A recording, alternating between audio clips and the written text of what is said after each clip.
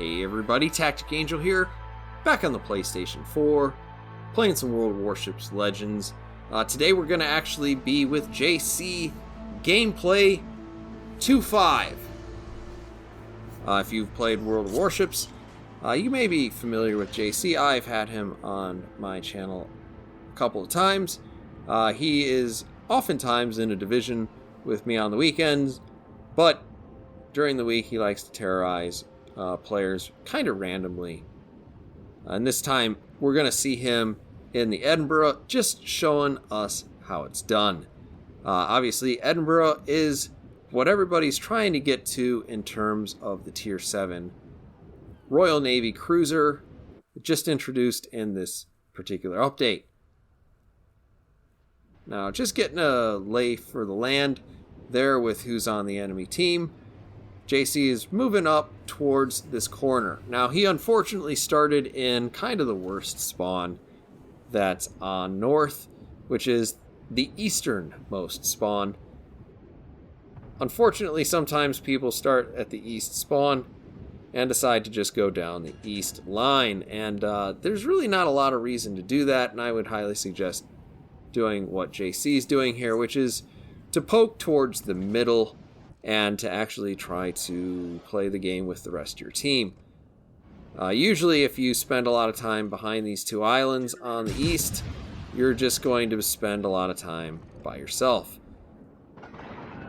Now we see JC opening up on that turpits, immediately pops the smoke, obviously a major advantage for these Royal Navy cruisers, and while he's got other people who are going to do the spotting for him, might as well make the most of it.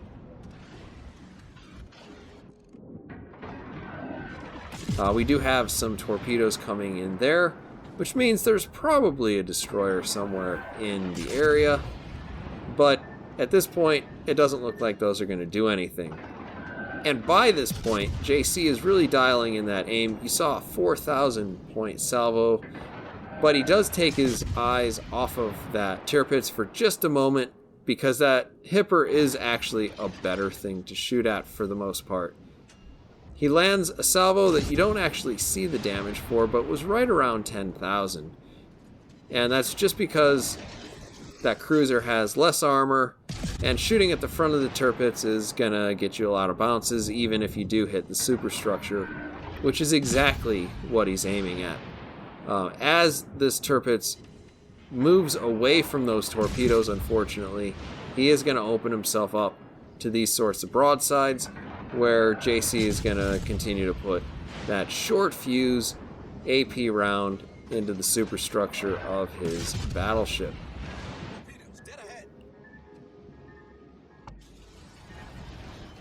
Unfortunately, in being aggressive, he did put himself out there a little bit. Takes a hit off of the nose with a torpedo, and he's down to about 2/3 of his overall health. That's not really too bad. He's going to be able to recover from that.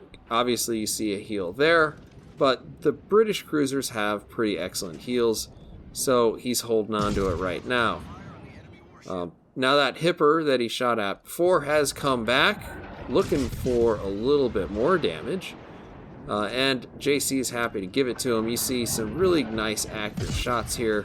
Each one of those salvos, they may only do 6,000 damage, but 6,000 damage every couple of seconds is pretty good, considering that he's got basically twice the rate of fire of most Tier 7 cruisers.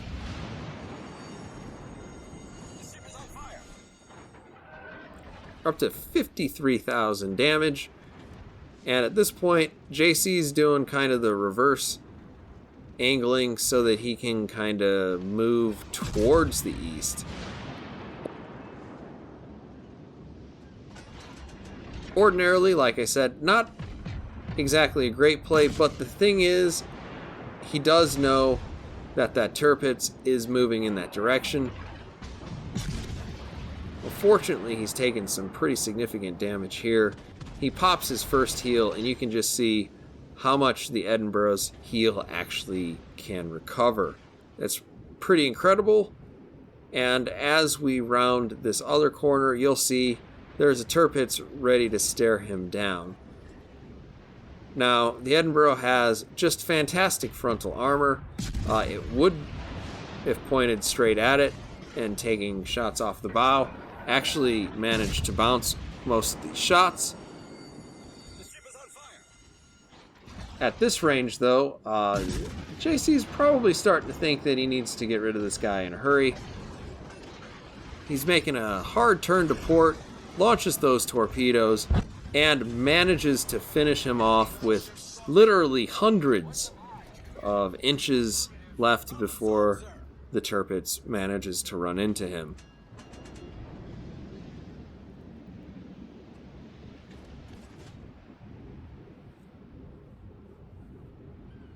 It's not a bad play by the Tirpitz. When he's committed like that, there's really not a whole lot he can do. And now JC is moving around the outside of this island. Essentially, the reason why he's doing that is probably so he doesn't have to make a several point turn to try to run into this island and then back up. Probably run into the other island, move forward. Who knows what happens at that point. So, just gracefully going around the outside. While he's doing that, though, we do catch wind of this Vanguard. Obviously, you can see JC immediately wants to turn in there. Probably a good idea. But this Vanguard's not giving him a lot of respect, sitting full broadside, and even with just the front guns, you see him land 4,000 damage on that Vanguard in 2 sets of 2,100. Now it's going to be hard to lose that spot with this Belfast right there, but the mountain gets a little bit too much in the way of the Vanguard, so JC should be okay as he comes back into the middle of the map and leaves the Vanguard to basically waste time that he's already committed to going around the east side of those islands.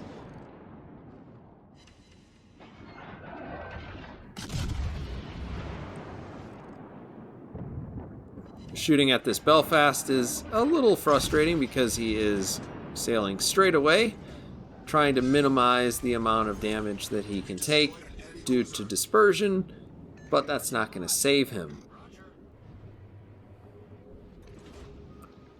And of course that leaves JC with C, so he can pretty much take that at his will.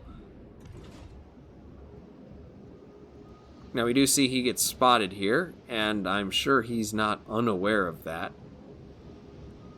The smoke screen there is going to be as helpful for him as it ever was for the enemy player who laid it down for him. Moving into that, it takes a really wild shot out into the open. Kind of an interesting move there, because your chances of hitting are probably fairly low. And as soon as that smoke screen goes away, obviously we see JC gets his spot back. But, you know, he got a couple of seconds, and he got it at the expense of the enemy laying that smoke screen down for him. Now with this Hipper coming around the island, we see those light AP shells flying out there again. They can do some pretty terrible things. 4,500 is not amazing, and man, does he take just a ton of damage from that Hipper salvo. And now he's returning fire. He's just got a sliver left. We see JC launches another volley and starts to get ready to torpedo the guy. But thankfully he doesn't have to do that. He's back up to 9,000 hit points. Not a great situation, but certainly something that's pretty manageable. And here you see he's moving around. Honestly, I would probably go around the outside of this island at this point, but in terms of aggression, JC must have been in just that kind of mood today. So we're going into C because it's ours, and we need to make sure that whoever's in there doesn't get it. Now, if you're anything like me, you've completely forgotten what the enemy destroyer is on the enemy team. As it turns out, it's a Z-23, and that Z-23 is very eager to shoot an Edinburgh. My guess is that's due to a lack of familiarity of the things that are about to befall him. And what that is just a lot of that short fuse AP, which means, you know, he's losing his health at a pretty decent clip. At this point, if I were that Z-23, I'd probably be happy to just run away.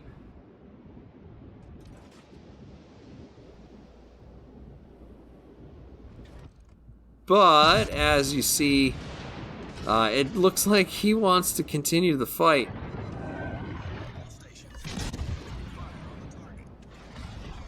Now, one thing that we do know is JC knows how to shoot somebody. And even though this particular salvo doesn't get very lucky, it's pretty unlikely that this Z-23 is going to live for long. There you go. 4th kill with 125,000 damage. At this point, we're in a bad position, though. That Vanguard is a little bit too close, even though we knew this was going to happen. What's happening right now is lining up for pretty much the best shot we can get with those torpedoes, turning that ship around and seeing if we can't get the nose in the direction. Now, it's probably even or if he actually manages to get his starboard side torpedoes around in time. But if you know JC, you know he's going to make sure he secures that win, not offer himself up. And he uses his final torpedo, which is the Edinburgh itself, to ram the Vanguard. As a result, does walk away with the victory. We're looking at about 500,000 units. Just a fantastic result. Not sure exactly if that's what he actually made, but when we look at the overall XP, over 4,000 base XP, just fantastic result. I have left a link down in the description to his channel if you'd like to catch up on some of his replays. Generally not narrated, but just a fantastic player. And once again, JC, thank you for sending this to me, and I'll see you guys on the next one.